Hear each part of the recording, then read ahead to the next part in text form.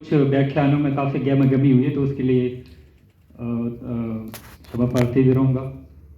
और मैं वैसे स्त्री विमर्श के ऊपर ही ज़्यादातर लिखता हूँ, तो मैं अपने आप को फेमिनिस्ट कह सकता हूँ। इसमें कोई दो राय नहीं होनी चाहिए। तो आज की कविता में पहले मैं सुनाऊँगा, 3-4 छोटी-छोटी है, बस 1 मिनट में ख़त्म कर दूँगा। पहली माता पर, उसके बाद बेटी, पुत्र, पिता, उसके बाद प्रेम। छोटी-छोटी कविताएँ हैं, तो सबको मैं कवर कर दूँगा।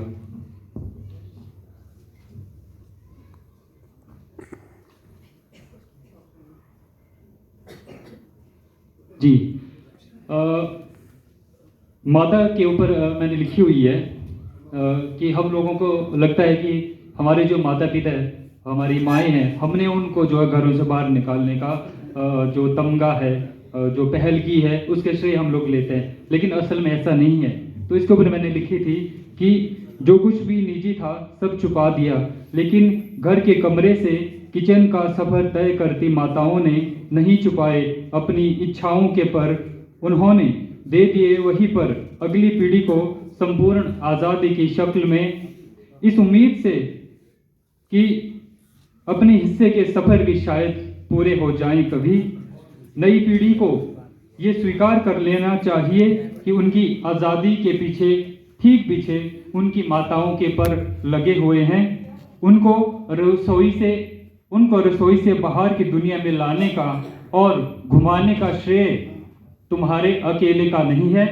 इसके पीछे उनका निजी त्याग और एक सदी का संघर्ष व्याप्त है। ये माता के ऊपर। इसके बाद बेटी के ऊपर है।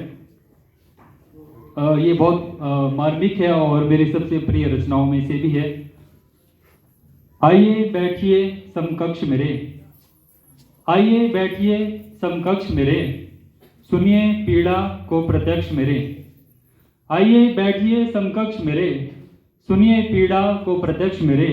दहाई की उम्र हो रही है पार मेरी, दहाई की उम्र हो रही है पार मेरी, देखती है दुनिया उभरते हुए वक्ष मेरे। बंदिशें लग रही हैं, बंदिशें लग रही हैं पहले से अधिक, हो रहे हैं आज़ादी के कक्ष बंद मेरे। बंदिशें लग रही हैं पहले से अधिक, हो रहे हैं बंद आज़ादी के कक्ष मेरे।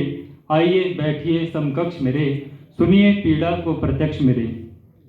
पैमाने क्या है आखिर सद चरित्र के, पैमाने क्या हैं आखिर सद चरित्र के,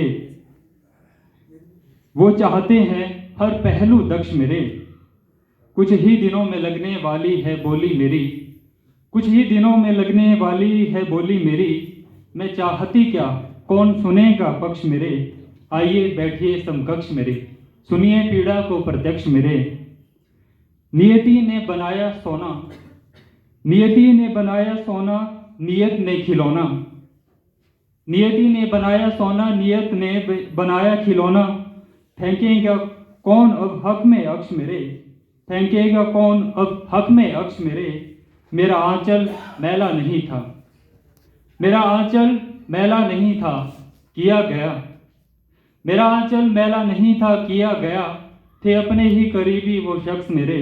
आइए बैठिए समकक्ष मेरे, सुनिए पीड़ा को प्रत्यक्ष मेरे।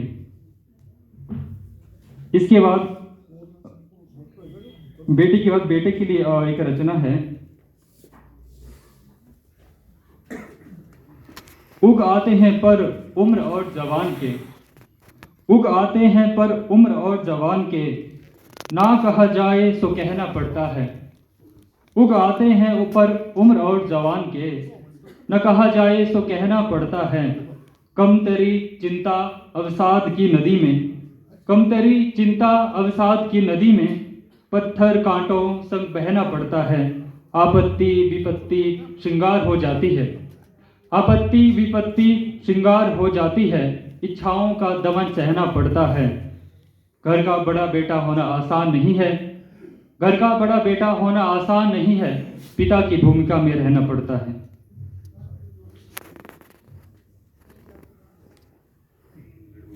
इसके बाद पिता के ऊपर है, छोटी सी रचना है।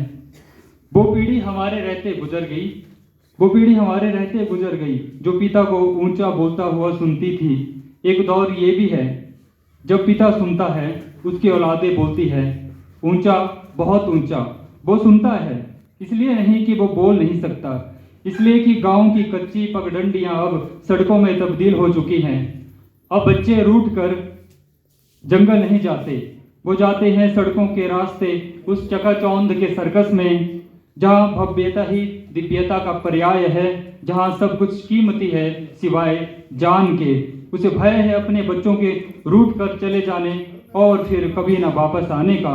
दशरथ प्रमाण है, दशरथ प्रमाण है कि एक पिता के लिए मर जाने से कहीं अधिक पीड़ादायक होता है उसके बच्चों का चले जाना। इसके बाद प्रेम पर अंतिम है, क्योंकि प्रेम सर्वज्ञ है, तो अंतिम पंक्ति कहकर मैं खत्म करता हूं कि उसका माथा चूमा और छोड़ दिया, उसका माथा चूमा और छोड़ दिया, तुमने एक मछली को तड़पता छोड़ दिया। हक से मांग लेते तो लुटा देते सब कुछ, हक से मांग लेते तो लुटा देते सब कुछ, तुमने छीन लिया निवाला और छोड़ दिया। एक उदासी का हकदार था मैं भी प्यारे, एक उदासी का हकदार था मैं भी प्यारे, उसने भी गले से लगा दिया और छोड़ दिया। ये कैसे कैसे लोग आ गए हैं तेरे शहर में, ये कैसे कैसे लोग आ गए हैं तेरे शहर में, जिसने भी हाथ थामा उसी ने छोड़ दिया। मुझे ये डर कि तू भी छोड़ जाएगा किसी दिन, मुझे ये डर कि तू भी छोड़ जाएगा किसी दिन, और फिर वही हुआ वही किया छोड़ दिया। सुर्ख चेहरे मुरझा गए, सुर्ख चेहरे मुरझा गए, जाने कितने